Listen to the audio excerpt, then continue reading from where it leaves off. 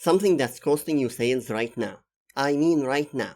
Whether you're a seasoned salesperson or just starting out, chances that you're making at least one of these three mistakes, and you're killing your chances of closing deals. But relax, I'm going to show you how to fix them. Mistake number one is the most common mistake salespeople make, especially when they're passionate about their product, and that is talking about the product way too early. Let's be honest, we all love what we sell, and we believe in it. We know how it works, and we're excited to share it, but here's the truth. Your buyer, they don't care about your product, at least not yet. Think about it. How many times have you sat down with a potential customer and launched straight into the product features and benefit? You're excited, and you know how great it is. So you start explaining all the amazing things it can do. But what happens? The buyer start tuning out, don't they? Their eyes glaze over and suddenly you're fighting to keep their attention. Why? Because you're giving them information they're not ready to hear. Focus on the buyer, not the product. Here's the thing. Before your buyer cares about your product, they need to know that you care about them. Sales is not pushing your solution to someone.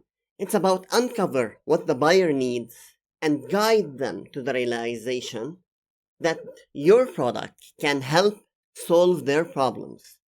Too many salespeople jump the gun, and the result is they come across as just another salesperson pushing their product. Buyers today are smarter. They don't want to be sold to. They want to feel understood. And the only way to do that is to stop focusing on your product and start focusing on them.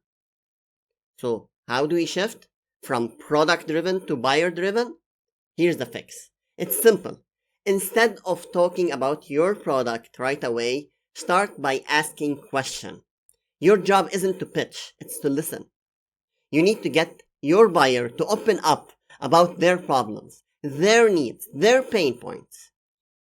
The more you understand what they're going through, the easier it becomes to connect the dots between their problem and your solution. Let me give you an example. Say you're selling software and the buyer is struggling with keeping track of data. Instead of giving right into the feature of your product, how it integrates with the current system or saves them hours of work, you start with a question. What's been the biggest challenge for you when it comes to managing your data? Then you listen. Maybe they say they're overwhelmed by the amount of time they're wasting or they're worried about errors, and now you're in a stronger position because you've made it about them, not your product. And the moment you can link their challenge to what your product solves, that's when they start to care. You made the conversation about their needs, not your agenda. And this is key. Before you even start talking about what your product can do, you need to get your buyer emotionally invested in the conversation by showing them you understand their problem. People don't buy products. They buy solutions to their problems. But they won't let you solve their problem until they feel you truly understand it. When they feel understood, they're ready to listen. And when they're ready to listen, that's when you start talking about how your product can help. And at that point, you're no longer just another salesperson. They see you as a problem solver, as someone who gets what they're going through and has the solution. And that's how you turn a buyer curiosity into genuine interest. Let me give you a quick tip. The most powerful tool you have in sales isn't your product knowledge. It's the questions you ask. The right questions do two things. They help you uncover the buyer's pain points, and they show your buyer that you're genuinely interested in helping them. Questions like, what has been your biggest frustration with the problem? Or what would success look for you in this area. These type of questions don't give you information. They build trust. And when your buyer trusts you, they are much more open to hearing about your product. Here's the magic. Once you've asked the right questions and gotten them to open about their challenges, they start to realize they need a solution. And at that point, when you introduce your product, it's not a hard sell. It's the answer to the problem they've just explained to you. They have sold themselves on the need, and you just connected the dots. Remember this, your product is not the star of the show. The buyer's problem is, when you focus on them first, the product naturally becomes part of the solution.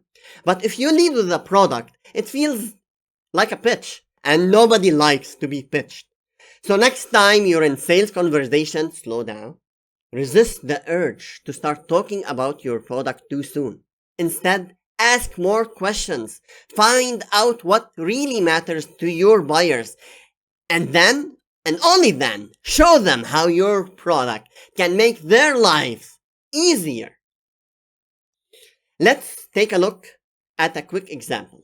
Say you're selling home improvement service. A potential customer tells you they're frustrated with their current contractor because the work is always late. Instead of jumping in with, "We're always finished on time," which is product focused, try this. "That sounds really frustrating. Can you tell me more about how that impacted your project?" Now that you've opened up a real conversation, you're showing empathy and you're setting up yourself to offer a solution that addresses their specific pain point. When you eventually talk about your product, you're not selling. You're solving a problem they have already told you is important. So if you're guilty of talking about your product too early, and trust me, we've all been there, try this shift. Start by focusing on the buyer's need first. Ask questions and listen, and understand their pain points. When you do that, your product won't feel like a pitch. It'll feel like a natural solution they have been looking for. Mistake number 2 is one that we all have been guilty of at some point. You're using pressure closing techniques. You know what I'm talking about. If I could show you how to solve this problem today, would you buy it right now? Or the classic, what would it take for you to say yes today?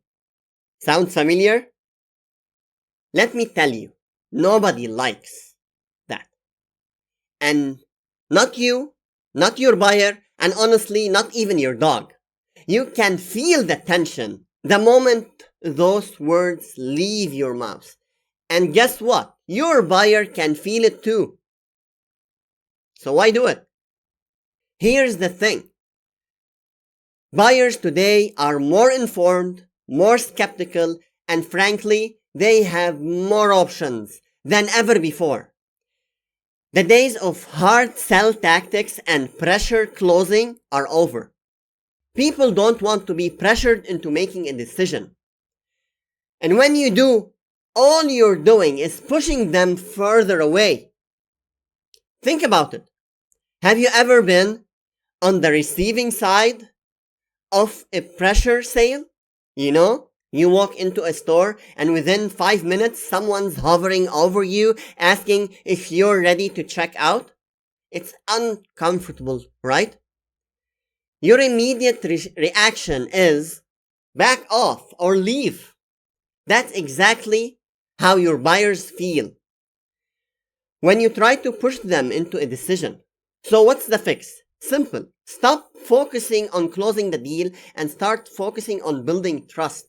Your goal isn't to push your buyer into making a decision they're unsure of.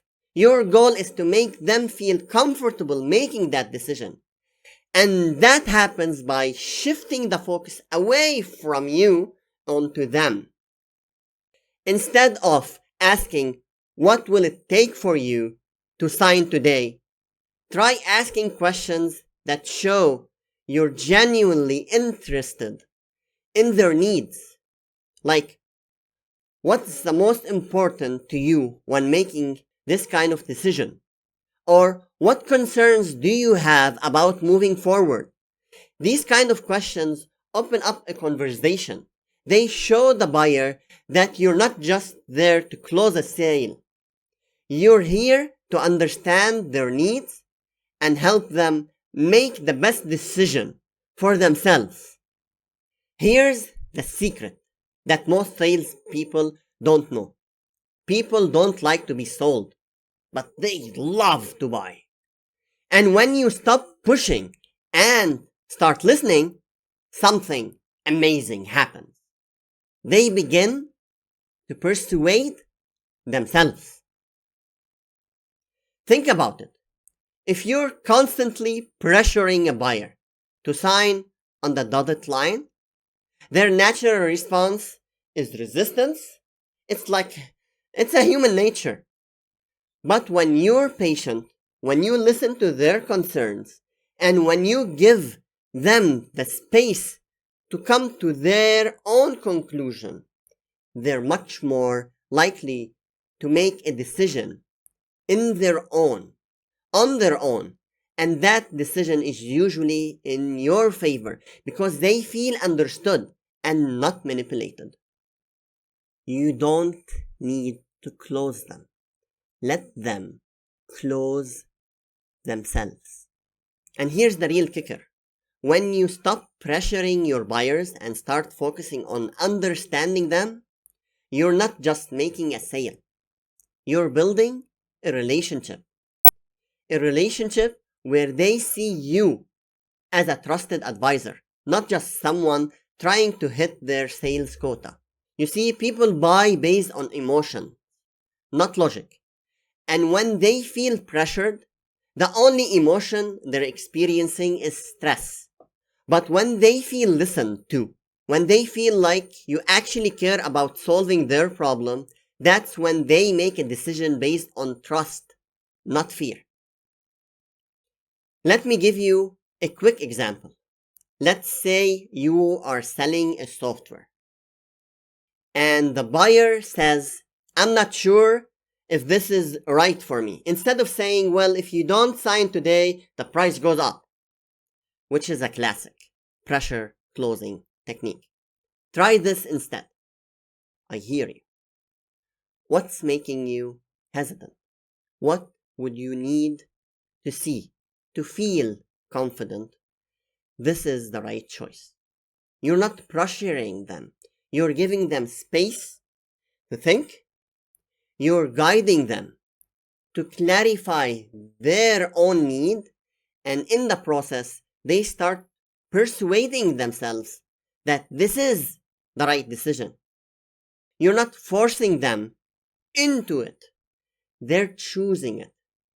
Look, I know the idea of letting go the close can be scary.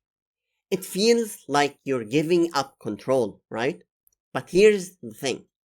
When you stop pressuring, you're actually gaining control because you are building trust. And trust, my friend, is way more powerful than any high pressuring sales tactic. So next time you feel the urge to push for the close, take a step back. Ask yourself, am I building trust here? Or am I just trying to force something? When you focus on trust, the sales will come naturally and without all the stress. Mistake number 3 is one that almost every salesperson falls into at some point. You're handling objection instead of understanding them. Let me explain. The minute a buyer says something like, this is too expensive, or I'm not ready to make a decision, what do most salespeople do? They jump straight into defense. They start listing reasons why the buyer is wrong, why the product is worth the price, or they push even harder to close the deal. Here's the thing. Objections aren't about logic. They are about emotion. When someone says, "This is too expensive," what they're really saying is, "I don't feel comfortable spending this much money right now," or "I'm not convinced this is going to solve my problem." It's a feeling they have, not a factual issue about price. And here's where most salespeople mess up. They try to handle the objection, you know, they put out some canned line like, "Well, if you break down the cost over 12 months, it's only X dollars a day," but that's just trying to talk your buyer out of how they feel. And let me tell you, you cannot argue someone off their feelings. So what do you do instead? You dig deeper. When someone raises an objection, don't try to overcome right away. Instead, ask, "What's making you feel that way?" Or, "Can you tell me more about what's on your mind?" You'll be surprised at what they say. Maybe they had a bad experience with a similar product in the past. Maybe they are worried about taking a risk. Or maybe this is the key. They don't feel you fully understand their problem yet. And that's on you. By asking the right questions, you're showing them that you're not just there to push a sale. You're there to understand their unique situation. And that's what builds trust. Let me tell you something important. When a buyer feels understood, objections tend to disappear on their own, like magic. Remember, people buy for emotional reasons first and logical reasons second. If you can connect with these emotions, whether it's fear, hesitation, or uncertainty, you can guide your buyer through the decision-making process without using high-pressure tactics. Think about it. Have you ever had a time where you wanted to buy something but weren't quite sure, and then the salesperson asked just the right question? Maybe something like, "What's making you hesitant?" And suddenly you felt comfortable opening up. That's the power of understanding the objection, not just handling it. Here's how you can put this into action. Next time a buyer says, "This is too expensive," don't immediately jump into justifying the price. Instead, say something like, "I hear you. Can you tell me what's making you feel that way?" Or even, "What's your biggest concern about moving forward?" Now, you're having a real conversation, not a sales pitch. And once you understand why they're hesitating, you can understand the real issue. Is it the price? Or is it the fear of making the wrong choice? Maybe it's just that they don't see the full value of what you're offering yet. Either way, you now have opened the door to a deeper discussion, and that's where the magic happens. Remember, objections are feelings, not just facts. And when you stop treating them like obstacles and start treating them as opportunities to understand your buyer better, you'll close more deals without the stress. Ready to become one of the top 3% of salespeople in the world. I'm working on a complete system that will show you how to connect with buyers on a deeper level and sell without stress. It's called the Effortless Selling Blueprint. This blueprint has the potential to at least double your sales in the first 4 weeks, if not more. The course is launching soon, but you can join the waitlist today. Click the link below to secure your spot and be the first to transform the way you sell when it goes live. I'll see you on the inside. Take care and bye-bye.